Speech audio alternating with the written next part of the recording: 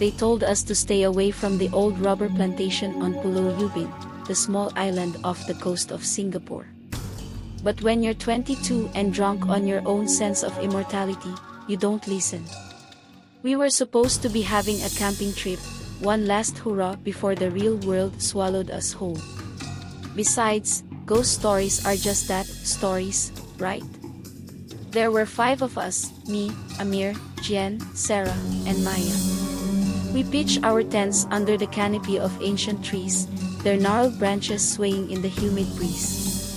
The night air was thick, clinging to our skin like a wet shroud. The jungle rustled and whispered around us, but we laughed it off, sharing beers and tales of hauntings we didn't believe in. You know about the Pontianak, right? Amir grinned, leaning closer to the fire, his face flickering in the orange glow. She's a spirit of a woman who died during childbirth.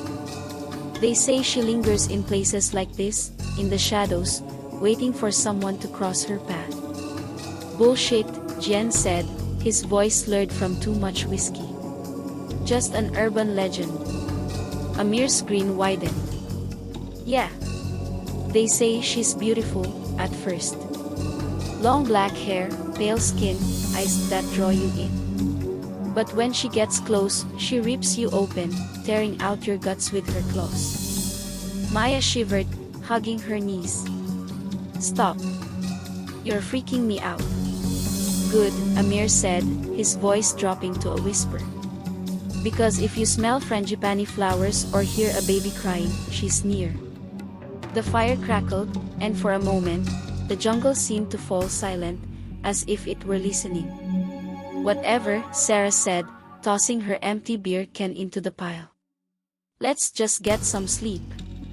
We all agreed a little too quickly, and retreated to our tents.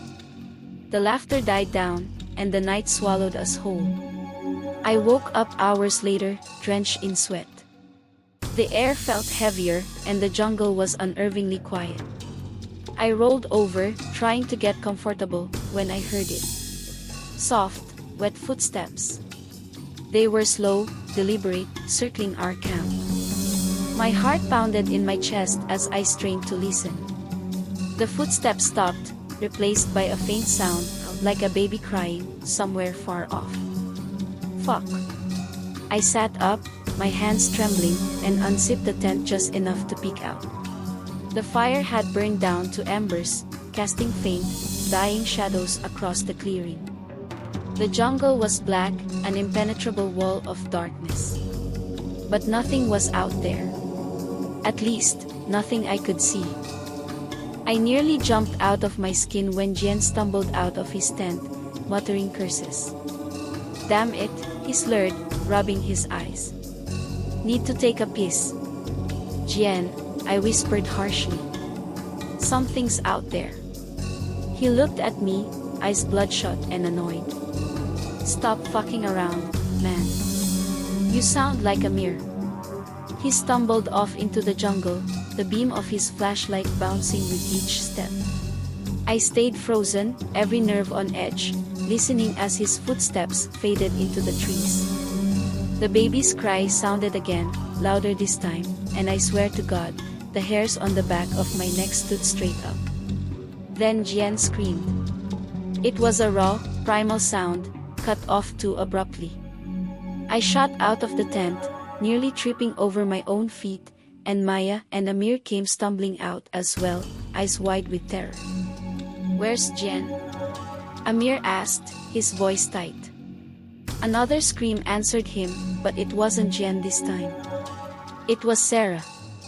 Her tent had been on the other side of the fire pit, and as I turned, I saw the fabric rip open like paper. Something pulled her out, something pale and long-haired, with eyes that glinted like obsidian. Sarah's screams dissolved into gurgling as her body went limp. Blood sprayed across the ground, painting the leaves, and I saw the thing's claws buried deep in her chest. It looked up at us, its mouth stretching into a smile that was too wide, showing teeth like jagged shards of glass. The scent of frangipani flooded the air, sweet and nauseating. Run! Amir screamed. We scattered, crashing into the jungle, branches tearing at our clothes and skin. I ran so hard my lungs felt like they would burst, the adrenaline pounding through my veins. Maya was ahead of me, her breath coming out in ragged sobs. "Keep going," I shouted, but then I heard it, the laughter. Soft, melodic, and inhuman. I risked a glance over my shoulder, and the Pontianak was there, gliding through the trees as if gravity meant nothing to her.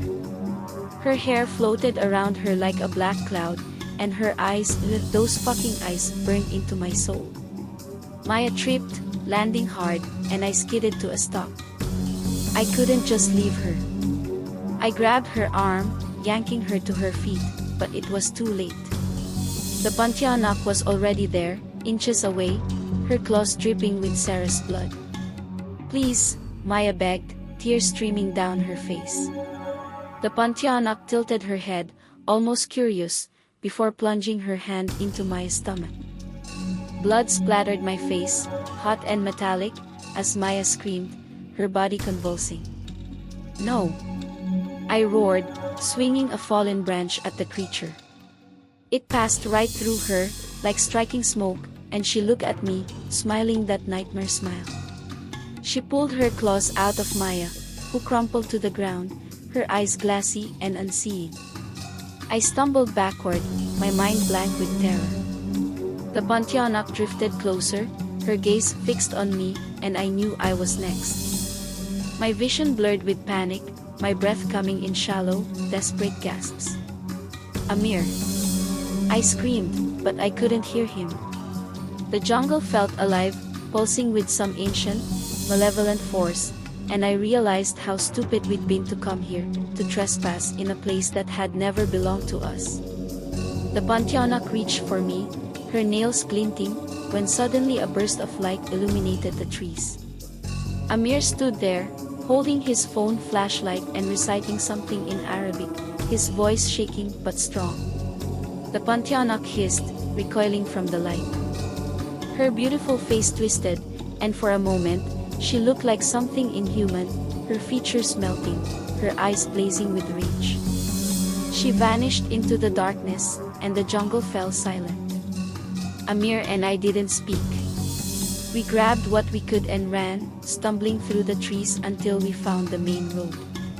A local fisherman found us hours later, covered in blood and delirious with fear. Sarah, Maya, and Jen never made it out.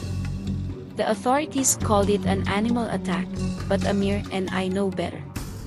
We never talk about it, never mention the way the jungle whispers or how we still smell frangipani in our nightmares. We left something behind in that jungle, something we'll never get back. And sometimes, when the night is quiet, I hear it, the soft, melodic laughter of the Pontianak, promising she's not finished with us yet.